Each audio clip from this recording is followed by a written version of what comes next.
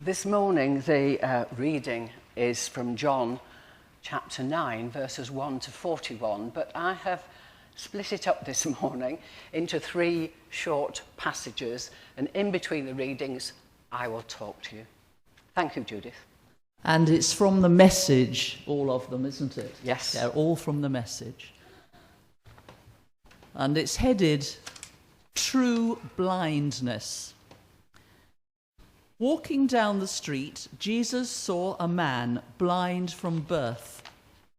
His disciples asked, "Rabbi, who sinned, this man or his parents, causing him to be born blind?"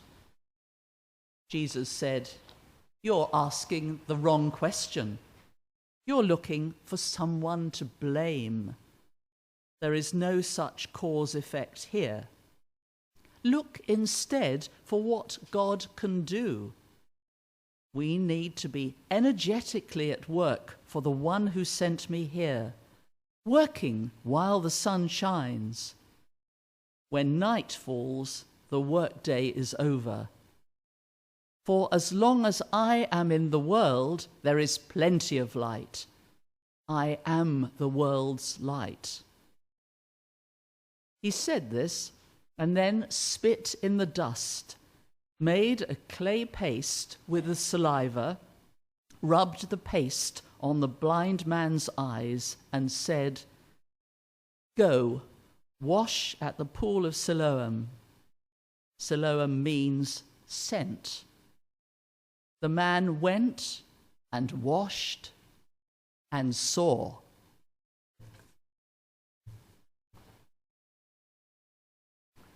Thank you, Judith. How often do we find ourselves saying, "I see," when we really mean, "I understand"? In today's reading, the contrast is quite clear. We hear about overcoming physical blindness and growing in understanding. It's a reflection of an incident of healing. The blind man was a beggar, and because of that, he was stigmatized as a sinner, excluded from the synagogue. Even his parents had distanced themselves from him. And so Jesus here sees that he can do God's work. In 2002, Tom Wright, a theologian, writes, "I was listening to the radio and I heard that someone had been sacked for holding heretical views." Don't often hear that word nowadays, do we? It was a football coach who had said on record that people who suffered from birth defects and disabilities were being punished for sins that they'd committed in an earlier life. Now, if that was said today, I'm sure there'd be an absolute public outcry. And the disciples here make a very similar statement. Who sinned? This man or his parents? They were looking for someone to blame. We do that, don't we? We look for someone to blame when things go wrong. Or perhaps we look for the reason for it. The blind man was healed by Jesus and sent to the pool of Siloam. Siloam symbolizes Jesus as the one sent by God to be the light of the world. Just imagine him being able to see for the first time. Nothing but blackness from the moment he'd been born. Anyone here who's had a cataract removed, and I'm sure a few of you have, just as I have, will know that when you've gone through the operation, you come out and instead of that sort of murky black and white, you see colour, and brighter colours than you'd ever thought. I had a jumper that I thought was grey until I'd had my eye done, and I realised it was purple.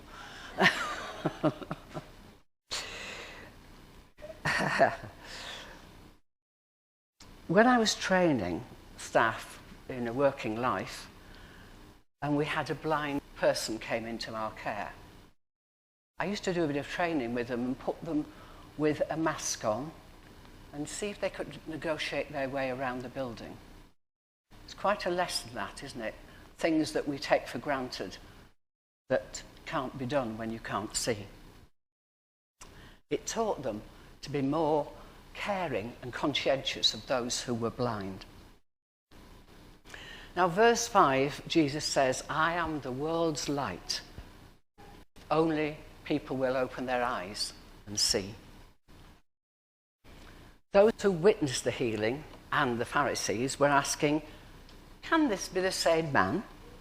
He's been blind from birth. It looks like him, but is it him? The Pharisees, who always were critical or finding something to complain about, wanted to know who did this. Can't be from God, because he doesn't keep the Sabbath. And again, verse 5 says, Jesus says, I am the world's light, if only people will open their eyes and see. Now, Marilyn is going to read our second reading.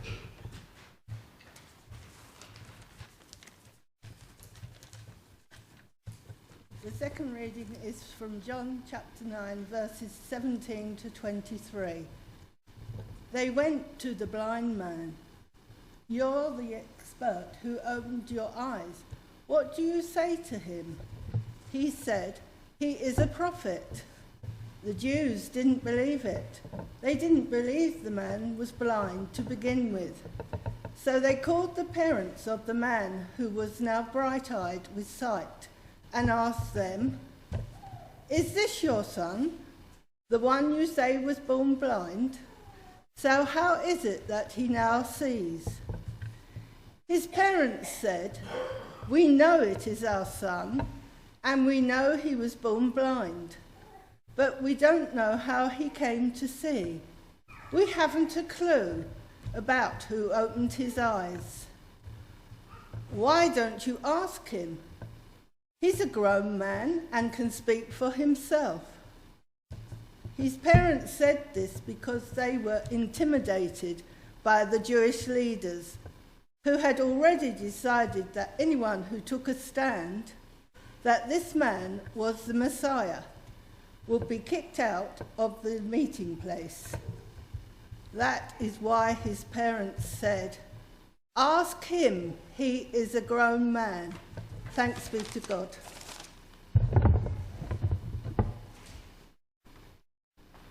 Thank you, Marilyn. So the Jews and the Pharisees didn't believe the young man at all. How often are we sceptical about things that happen that seem impossible to believe? They didn't understand what had happened. They were trying to come to terms with what had happened. Was it a miracle? Earlier in chapter 2 of John, the leaders in Jerusalem had realized that Jesus was a threat to the synagogues when he'd healed the cripple on a Sabbath. And the Pharisees were probably afraid that here was another threat to them. When they came face to face with the healing, seeming to come from Jesus and one true God, they got angry. And then they got the young man and said, who has healed you? He said, I was healed by a prophet. The parents wouldn't have wanted to acknowledge that they knew about this, because they knew that if they acknowledged it had been a prophet, they wouldn't have been able to go into the synagogue. I think the Pharisees probably didn't ask the young man himself, because they probably saw him as unable to answer. Do we sometimes assume that people who've got a disability won't be able to answer our questions? How often have you heard the phrase, does he take sugar in his tea when somebody's in a wheelchair? And how often, because somebody has a disability that can't be seen, it's ignored. And sometimes we assume that young people can't answer for themselves or don't even have something useful to say. They called him back, and he got angry this time. Why are you asking me over and over again Who healed me? Is it because you want to be one of his disciples? Well, that really made the Pharisees angry. The young man kept telling them what had happened and that he believed in Jesus. And the war of words between the man and the Pharisees would have heated up. Give God the glory, say the Pharisees, not him. So where is God in all this? And with that, the Pharisees threw the man out into the street. So we're going to have our third reading now, which John, I think, is going to do for us. Thank you.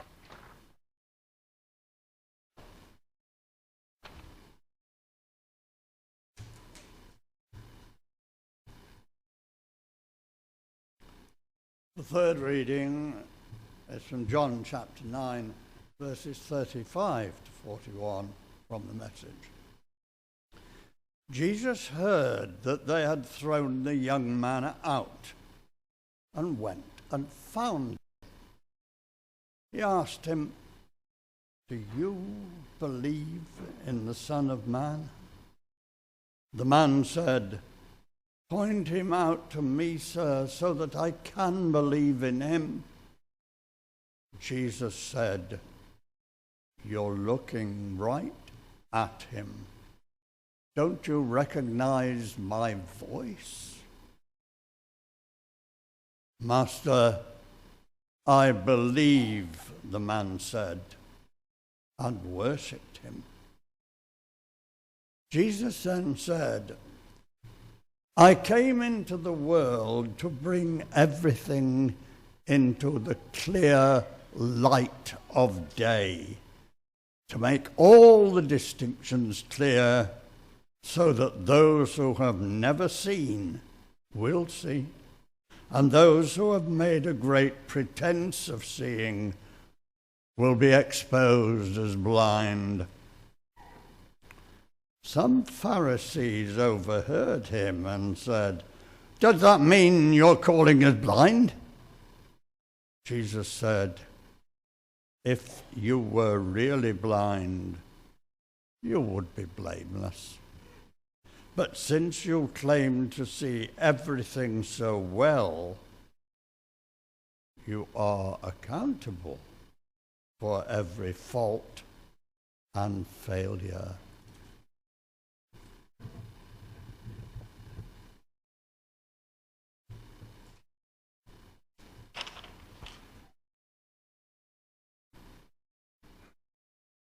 Thank you, John.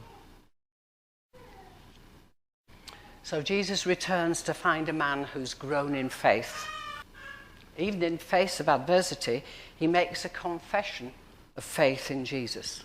"I was blind, and now I can see." He even stood up to the Pharisees who are hostile to him and proclaimed his faith in Jesus. The Pharisees still stand up for the fact that they are in the right, as so often they did. So, where do we stand in relation to this passage? The chapter comes to its conclusion with a reversal of where it started. It began with the disciples assuming that the man was born blind because he or his parents had in some way sinned. And that's a belief that some people still hold.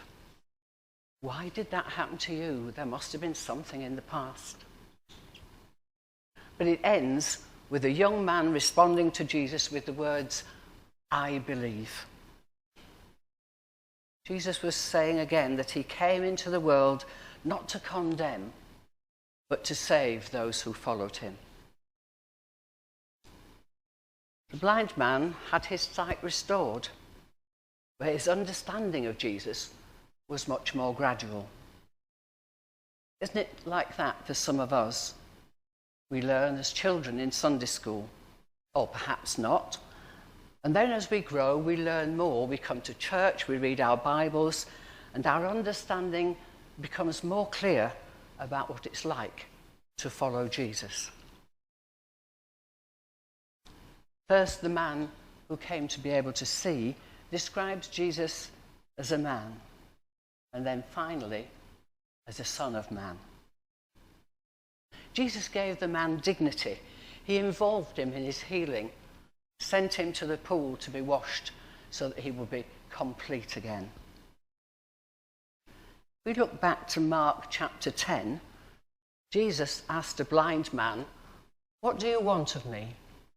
rather than making an assumption that he wanted to see. And sometimes perhaps we look beyond the surface of things and acknowledge our prejudices and needs. This week's reading challenges us to look with God's eyes. How might we see the people who are around us? Do they have unrecognized gifts or needs? Do we enable others to use and develop their gifts? How inclusive are we in our church life? Jesus said in verse 30, "I came into the world to bring everything into the clear light of day." Well, he certainly brought light into the life of the blind man. So I pray that our lives might be open to being filled with the light that Jesus brings to each one of us. A word of prayer. Lord, dispel our darkness, open our minds and hearts, and help us to see Jesus. Lead us from darkness to light, from timidity to courage, from doubt to trust, and from sorrow to joy. Amen.